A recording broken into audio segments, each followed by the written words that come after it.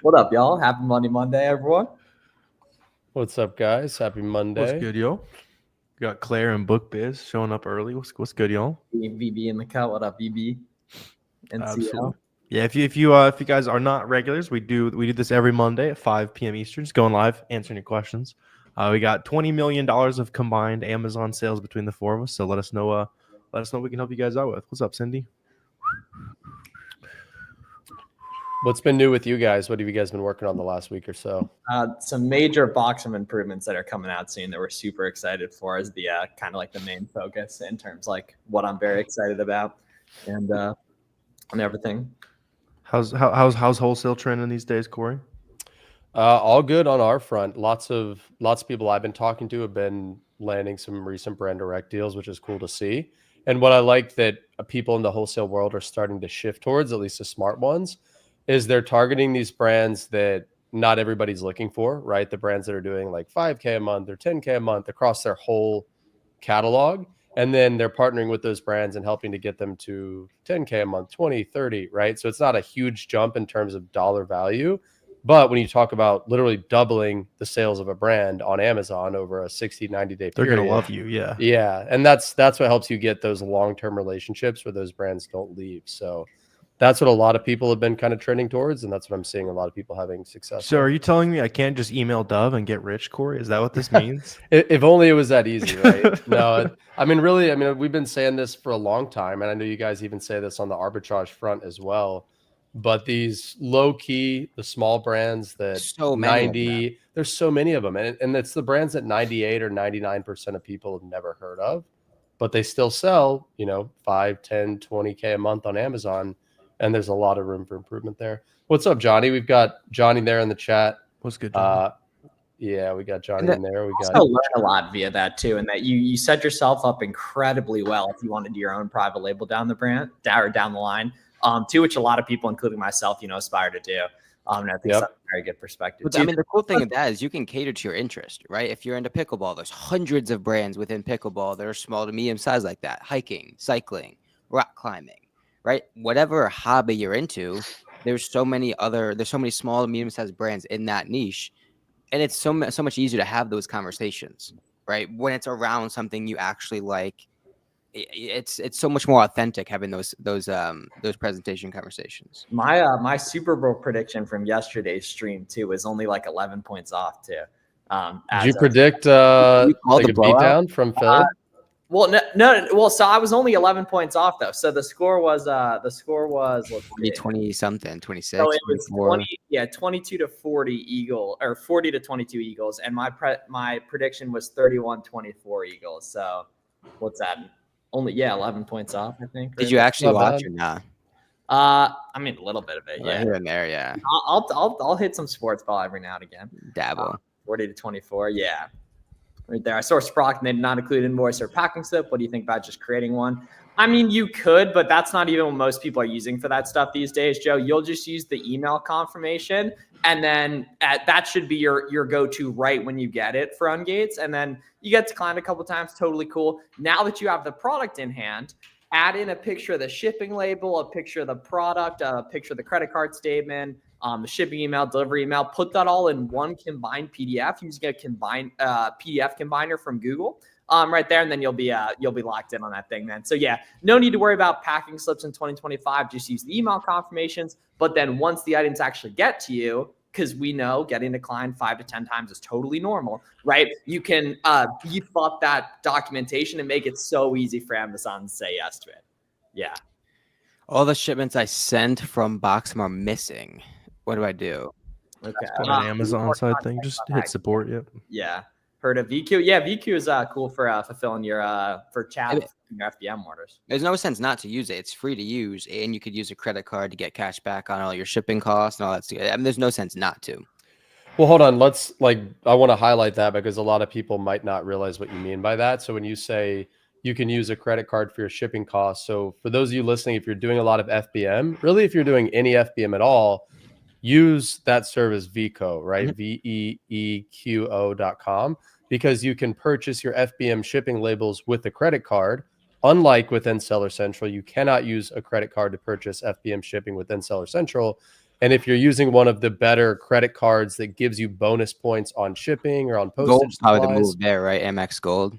yeah, like an Amex Gold, you'll get 4 times the points when you're buying shipping through a service like Vquo than you would on everyday transactions. And you can't even use a credit card period in Seller Central. So Well, not to really mention, good it's option. just more efficient to use. It's Yep. easier to bulk print your labels. You can save the dimensions. You can save all that good. I mean, it's easier to use, and it ends up being saves you some dinero. Yep. Let's see, George saying, what if you do if sign up shows an IP, can't see an IP complaint on the Keep It chart? Yeah, so all those brands varies by listing. So some listings are going to be extremely IP complaint heavy. Like Yeti is a good example of this. There's a bunch of Yeti listings, so there's like 30 plus sellers on it all the time. There's also a bunch of Yeti listings where there's like one seller. So just check that specific listing. That just means that brand probably complains on one listing, maybe Right. 95% of them. Just use your better judgment. Sounds like that one's safe though. Yeah, and you can never be sure on that stuff. But yeah, like the fellas were saying, check the Keep It charts. Garrett has a legendary coaching call in the coaching program on Yeti stuff from December. Oh, dude, I printed so much money. That's what's up. That's the power of online arbitrage. When you know where items are coming from, like when you know a certain brand only comes from one place, all you have to do is figure out what specific discount exists on that website, and then you can just clean up. Can you see my comments? Yeah, we can. Let's see what your question was, Erica, here. When receiving an order for FBM, I print out the label. Does the tracking number appear for the buyer once I send the package to UPS, or do I have to provide them with the tracking? So you buy shipping on Amazon, and then it automatically sends it to the customer there. Yeah. That would be like super tedious if you buy shipping through Amazon, then you have to go, nah, it's all automated. You know what I mean? Like, for example, Erica, think when you buy stuff on Amazon, you know how you almost never, I don't think I even ever have gotten a message from the seller Asking for your address. That's okay. Corey specializes in this one here. Yeah. I assume they mean like a lost child ASIN. That's what I was thinking. Yeah. Yeah, I saw that. I wasn't sure if you were going to make a joke out of it or not, so I just wasn't going to touch on it. Yeah, but to answer the question, right? If a child ASIN becomes orphaned from the parent ASIN, which is like technically the right term, so I don't exactly know how to get the child back under that parent ASIN unless you own the parent ASIN in your Seller Central. Like I've done this before where I've created a parent ASIN for, like, for example, color variations of a certain product. And then those color variations are child ASINs under that parent ASIN. But if you're talking about just some like random like Nike listing or Dove listing or something like that got orphaned, then I'm not exactly sure how to fix that, or if we're even able to fix that being just a random third-party seller and not having brand registry access to those brands or anything like that. I mean, your best bet is to open up a case with Seller Central, give them the ASIN, give them both ASINs. If you have a screenshot from what it used to be, even better, but they can probably see that sort of stuff. I nearly guarantee they could. Yeah, because the Keep It charts will be the same for the time they were on the same one. I mean, it wouldn't make sense. They like a clean catalog, right? So it behooves them to like fix those sorts of things and to clean it up a bit. Right. For some reason, none of the coupon codes will not apply to 32 degrees. And how should I get a lower price? Yeah, 32 degrees. There's no method besides joining their wholesale program to get tax exempt that I know of. Personally, with that, yeah, yep. If a brand comes up on Seller Journey that they send letters. So yeah, when you get there's been a ton of scam emails going out too lately, like claiming to be the brand or whatever. What you want to do in this case is those can be legit. They're most likely not legit. So what you need to do is figure out if those listings, like take a look at the Keep It chart and see if there's sellers getting kicked off them, and take a look in your Amazon seller account health page, right, to see if there's anything showing in there. Most likely there's not, but you do need to check there, right, and take a look at that. So yeah, Kim, great question, Kim, because that adds value. You know, every seller is going to run into that at a certain point. Yeah, and if you guys start getting the messages through like buyer messages, then generally ignore. It's like the big thick packets or actual IP complaints you got to listen to. So good question. Yeah, that exact one. Very good question there. So for price tank listings, how do you decide when to take a loss and get rid of the product, or wait for the price to come up but pay storage fees in the meantime? So I think we all have a similar philosophy on this, but me personally, as soon as I see that price start to tank, I am probably going to start liquidating it just to get my investment back. Now, the main factor that comes into play here is looking at the Keepa graph, mainly the new offer count. So if you look at that Keepa graph and that new offer count is starting to trickle its way up, either quickly or sometimes all of a sudden, sometimes 10 new sellers jump on a listing in like a 2-day period. If I'm seeing that trend of the supply starting to increase, naturally that buy box price is going to come down because it's supply and demand. And I'm probably just going to go ahead and start liquidating that product. Now, there are other factors are at play, right? If these are just arbitrage sellers with a few units in stock each, then you could wait it out and you could wait for that price to come back up. But wholesale and really arbitrage at the end of the day, it's a volume game. It's a speed game. So if you see that price start to tank, just go ahead and look to liquidate and get your investment back quickly. That's my take. What do you guys think? Yeah, it's all like how likely you think the deal is going to come back relative to, the inverse of how likely you think the price is going to come back up. You know what I mean? And always sourcing, what are some good differences to keep in mind for FBM items versus FBA? Size, weight, certain types of listings, more likely. So I make a couple different things. First of all, a lot of people don't realize this. You can do both, right? So say it's like a really good SKU that you can go deep in. Why not send in 30, 40 FBA, wait for that to check in, right? And while that's check in, rip some FBM the same product, right? You can go deeper on the product. You can go deeper on the listing, right? Create some efficiencies with your time, that sort of thing. If you're only buying one-off stuff, probably best to keep it FBM just because you're going to save on shipping costs versus like having to send 3 units FBA. And then as a lot of newer sellers, if you're in the testing phase, right? So if you're not super, super confident in the sorts of things you're seeing inside those Keepa graphs, FBM is probably your better bet just to be able to maybe list across a couple different listings. You can obviously do that better in FBM than FBA. Maybe you want to list on Walmart as well. So if you're in that sort of like initial experimental phase, FBM is probably going to be your best bet. And then obviously as you mature as a seller, you go deeper on some products, FBA is going to be the way you scale.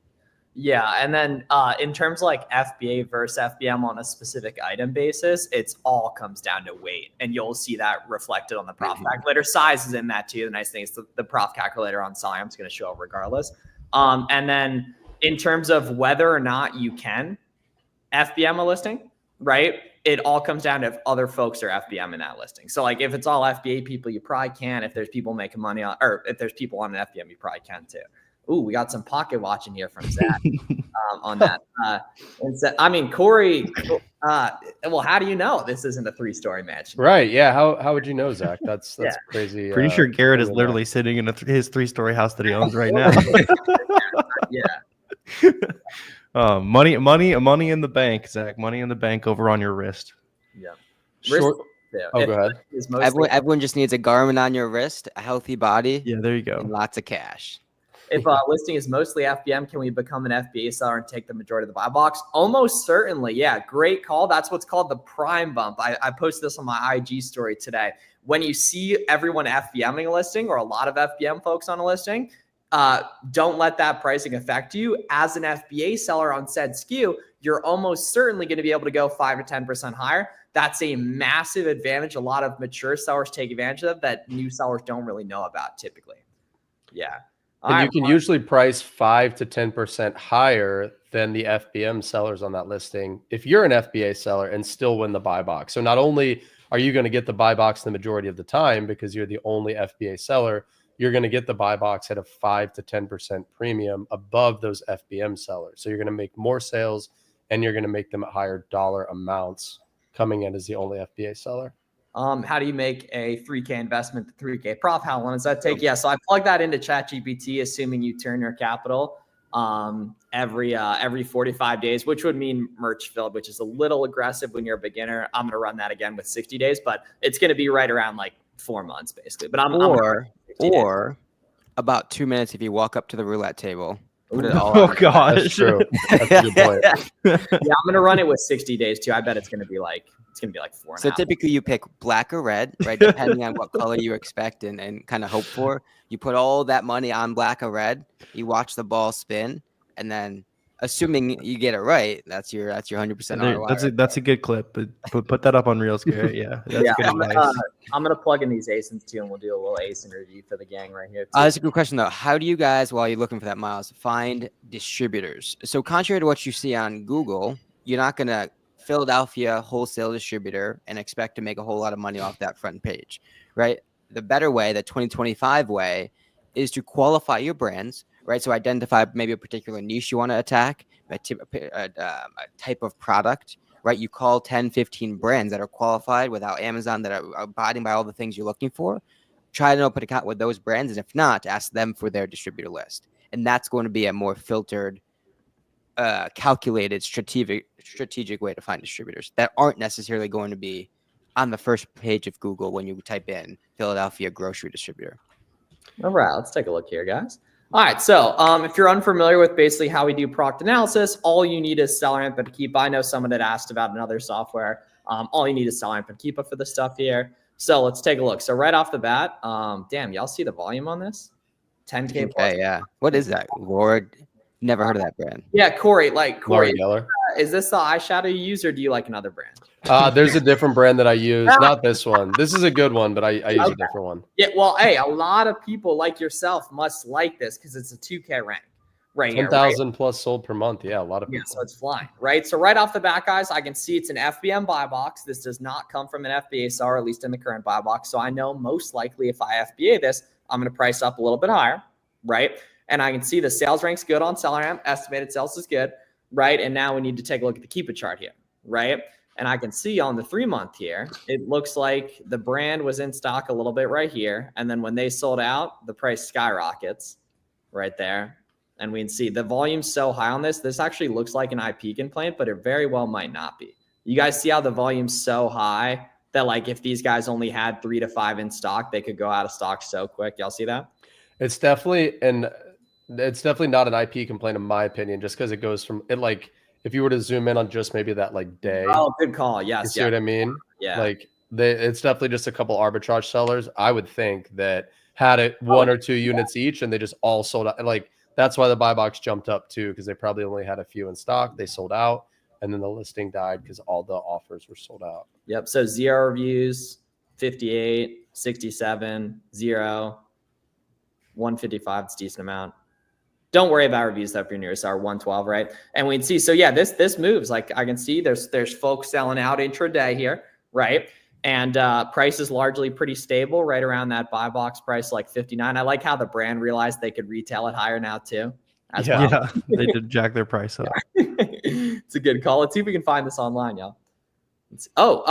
We about to get rich on this thing. 37.37. Oh no, we're not. Okay, we need a different coupon here. Damn, where are people getting this? There must be an extra coupon code here. Let's see. Extra 10%. Is there any coupon that pops up here? All right. Oh. Right. Well, yeah, no, that's the correct way to respond to that, right? You would see if the 10% code stacks, like the 15% here and then the sign up code. Right. If it stacks and you find a good cashback website, I mean, that's your profit right there. Yeah, because the key, y'all, is what I actually missed on this too, is that it's saying a buy box price of 48, but I can see that a ton of people are grabbing buy box share 53. 53, yeah. Right. So that was my bad, right? So now we go up to 53 and we're flirting with being good. Right. And yeah, so you basically just deduce off that. If that 15% code works, then we got largely, in terms of the past 70 or so days, a good online arbitrage replan here. But something like this as well, we talked about earlier, you could probably snag a couple extra dollars by FBMing it. It's super small, it's lightweight, throw it in a poly mailer, you're good to go. And other people are FBMing it too, so there's no reason you couldn't. He said he's got it for 29. So shit! So you're making money, man. Come on. Yeah, if you're getting that for 29, you're making a lot of money. Yeah, printing. Awesome job. Yeah, no, that's cool, man. Right, very good. Okay, so we can see this next one here. Ooh, a little bit slower here. Right? See how this listing's got a lot more activity? That's the number one thing you want to look for with velocity. Warner put it a really good way, like seller count movement, right? Or seller count going up and down, right? Last week. And we can see, so this is a slower mover. Now it is pretty steady, right? Now, a lot of people see private label here and automatically avoid it. Do not do that. Do not do that. Don't automatically avoid private label listings. Don't automatically avoid no buy box listings. Don't automatically avoid no sales rank listings, right? We're looking for movement here, right? So in C, so this is decent. It depends what we're paying on it, but if we can pay like 13 for this, like this is going to be a slower seller, but we've made money on this since like mid-December here, up at 31.29 there. Like that's totally cool, right? And things. So it depends what you pay. This is going to be a slower mover though, compared to something like this. So you guys watch and go storefront stock off these listings. You'll find other good stuff from there. And it's something like this that is a slower mover, listed FBM, maybe hop over to Walmart, see if there's a corresponding listing over there. There might be another 2 or 3 listings for the same product on Amazon, right? So now you just increase your surface area of luck where you catch a sale on Walmart, you catch a sale on this listing, maybe one other listing, maybe there's a 2-pack somewhere, right? Those are the sorts of things that you can do to over leverage, or not over leverage, to like multiply your dollars early on, right? Yeah. To make your small limited cash work 10 times harder because your product, you're acting more smart than hard. Yep. And those of you guys watching, if you want to see more of this stuff in detail, Warner has a free course. I have a free course you can go through that'll show you a ton of product analysis. And more importantly, actually finding leads live and showing the process of locating good procs, making them profitable and everything like that. Because that's where the expertise is. A lot of beginners think the answer's in like finding some hard to find procs. No. You can very easily see a ton of stuff that sells quick, just opening up the storefronts of the sellers on any of those listings, right? And then the magic is in making the buy cost work on those items. I go over that with coaching students all the time. Like I'll get on a one-on-one call and just be cranking out profitable leads because I know how to make these websites good. That's the expertise. It's not finding the items.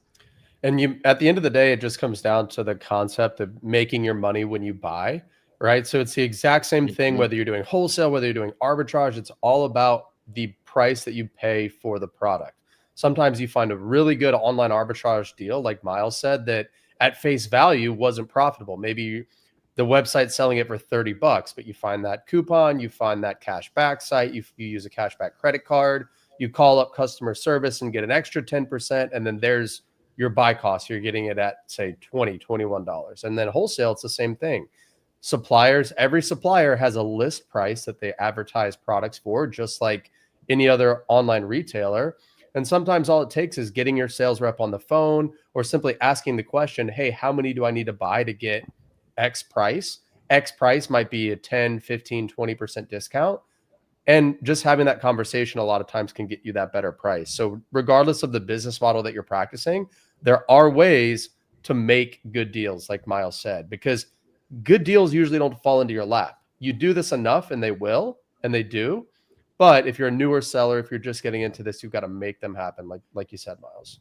Yeah, and that the cool thing is that rolls for wholesale and arbitrage well. Can you please do the same ASIN example and show us something the newbie might think is a good buy, but it isn't because of something other than the math? Yeah, let me pull up one real quick. Yeah, I'm actually gonna pull up a couple examples for you guys here, real quick. Drop a like on the stream too for your your Uncle Flips and cousins up with me here and everything. We're spinning some game for you guys. Let's see. I'm gonna get a couple examples here.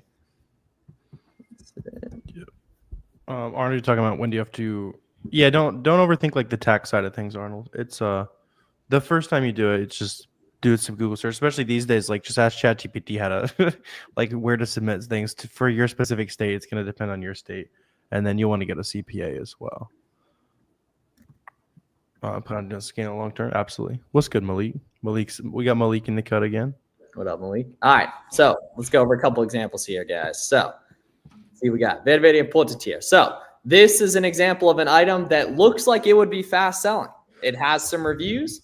The sales ranks high, or the sales ranks low, which is what we want. But the key is that if you look at this, this is what's called a slow moving variation. So we have to remember that the sales rank does not change between the different variations, but the Keepa chart does. So this is a slow mover. There's not much activity on a listing that does sell quick. And if we go to the variations tab here on Keepa, right, there's going to be some fast moving variations here, which I'm going to pull up once this loads here. Let's see. So then this guy here, yeah, like these are fast movers. See how there's a lot more activity on the offer count here? Right? So very, very important. The key is y'all got to organize your columns here so you can easily see all this data, right? And then this guy's an IP complaint here. Y'all see that IP complaint right there? We're almost at the 1 year anniversary of it. So you always got to look back at the year-long data and see if there's any IP complaints. And the other reason you want to look at the full year and not just because a lot of people don't realize when you get Keepa for the first time or you download the Chrome extension for the first time, the default range that it shows you is only the last 3 months. So you want to go in and you want to change your default to be 1 year, minimum 1 year, right? Because when you look a year out, like Miles said, you can see stuff like 3 months just isn't the full picture. 1 year gives you more of a full picture. It'll show you any IP complaints that happened in the last year as judged by that line there, that decrease in new offer count. And you can see if a product's seasonal. So if you're only looking at the last 90 days, you're like, damn, this product doesn't really sell well at all. But then you zoom out to the whole last year and you're like, well, the reason it hasn't sold well in the last 90 days is maybe because it's a summer product. It's a seasonal product that does really well in the summer, but really bad in the winter. And you would have missed that if you weren't looking at the whole year. So that's a really big tip as well. Yep. And then another like really confusing thing for beginners is at listings Amazon's on, don't automatically avoid them, but only get on listings that Amazon's selling that you can actually compete with Amazon on, where Amazon's clearly sharing the buy box. This is a listing where Amazon is not sharing the buy box. It's very blocky, very, very blocky here, right? We can see Amazon's name is in that buy box price the whole time, right? But then you go over to a listing like this and we can see even when Amazon's consistently in stock, that there's other folks getting the buy box, right? Amazon's not in it the whole time, and that there's offer count movement too. So that's the big thing, is that this is something with good offer count movement that I can clearly see Amazon sharing buy box on. Meanwhile, this is a listing that Amazon is not sharing buy box on much at all, or literally zero, right? We can see it's Amazon's name the whole time there. So that makes sense for you guys right there. That's pretty important game there. Oh yeah. Struggling to find products, been researching, contacting distributors.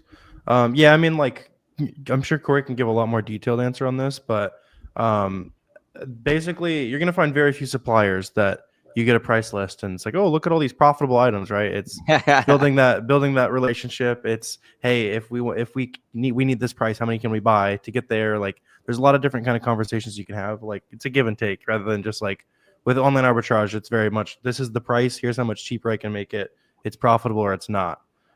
Yeah, like I'm sure Corey, you can add some. What are some things you do to make those bad products good with wholesale? Yeah, so it sounds like he said he's struggling to find products and he's been contacting a lot of different distributors. So I would flip that process on its head, because the typical workflow when you're just contacting distributors out of the blue is you're calling up random distributors. Maybe you're getting approved, maybe you're not. And the ones that do approve you, you're getting these big price lists that have hundreds or thousands. And some of these big distributors have literally tens of thousands of products on their price list. So then you get overwhelmed and you start going through this list one by one, and you're looking for a needle in a haystack, right? There might be 5, 10, 20 good products on a price list of 10,000 different products. So what's a lot easier to do is reverse the process. And instead, like Garrett was saying earlier, let's just find some brands that we want to sell. Let's find brands that are already selling well on Amazon and they're not dominated by Amazon and they have other third-party sellers, which tells me that maybe we have a chance to sell it too. So we identify those brands first, and then we just call those brands and ask them who their distributors are. We don't need to go find a distributor and then go look for a needle in a haystack. Let's call the brand and have them tell us exactly who we should go talk to in terms of their distributors. It's just way easier. And I guarantee you, if you take that approach for 2 to 3 weeks, just talking to a couple brands a day, you're going to find a lot of really good opportunities, probably a lot more than what you're finding now through that current method.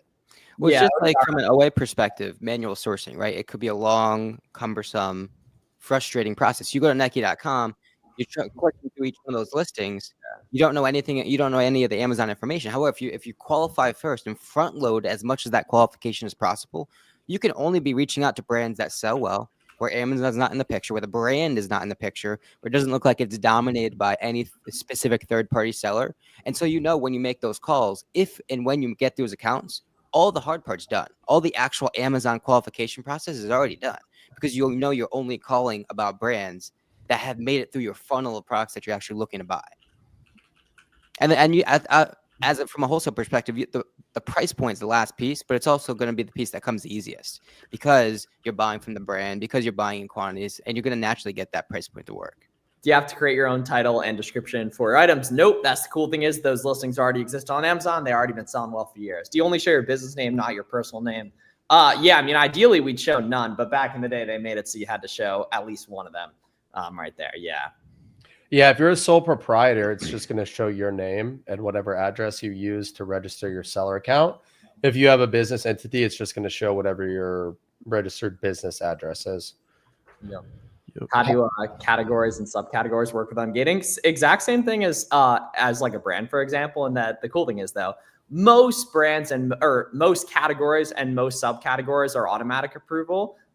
Sometimes, for example, they will sometimes they'll be they'll be gated. You apply from the same way you apply for a brand.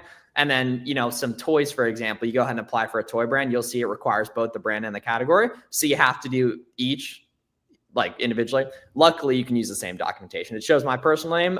Change your Amazon account over to using your LLC, and then it'll show. Yeah. Since pretty much everything is gated, you can get ungated nice and easy. We all got ungating tools used to check out and everything. And then there are certain brands like, Cuddle Duds and stuff like that are automatic approval. But don't let being a new seller and don't get gating hold you back, because if other sellers are carrying these listings, you can too. They can get ungated, so can you. Just watch one of our YouTube tutorials. Boom, that's the perfect place to end off. I would say Corey just brought in the death lighting right there as well. So yeah, y'all check out all these guys' content. We got a bunch of good stuff. We also made a couple Buy Box Bandits podcast episodes in the past month with these gentlemen here as well. Y'all should check out too. So if you're seeing not accepting applications, that's what's called hard gating. And typically those brands don't come back. So don't plan on selling those brands. Luckily, it's only a couple though. Yeah. Cool. Awesome. Y'all have a great day, guys. We'll see you guys soon. See you guys soon. Bobs. You have a good rest of your day. Adios. See y'all later.